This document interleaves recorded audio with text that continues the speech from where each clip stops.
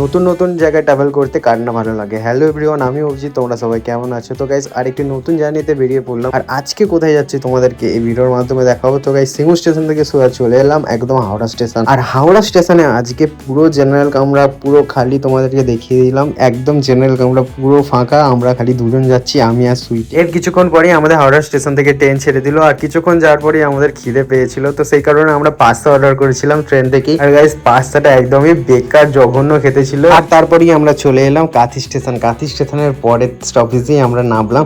আর এইটা দেখে তোমরা বুঝতে পেরে গেছো আমরা চলে এসেছি এখন দীঘা। দীঘাতেই আমাদের কালকে শ্যুট আছে, অ্যালবাম শ্যুট। তো সেই কারণে আমাদের ফুল টিম আজকে এই হোটেলটায় চলে এসেছে। আজকে এই হোটেলটা স্টে করব, দেন আমরা কালকে ভোরবেলা আমাদের শুটিং শুরু হবে। তো গাইস আজকে ডিনারটাও চলে এসেছে। তো সুইটে এখানে আজকে চেক করে দেখলো ডিনারটা কেমন আছে, তারপরে ও নিজেই সার্ভ করে দিচ্ছে আমাদের জন্য।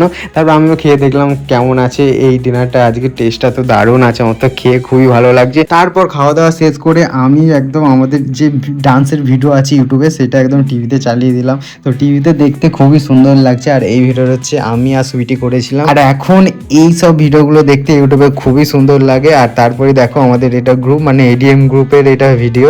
তো বড় স্ক্রিনে দেখতে খুবই সুন্দর লাগছে। তো গাইস আজকের ব্লগটা এতটা, দেখা হচ্ছে কালকে সকালে আর একটি নতুন ব্লগ নিয়ে। ততক্ষণের জন্য টাটা বাই।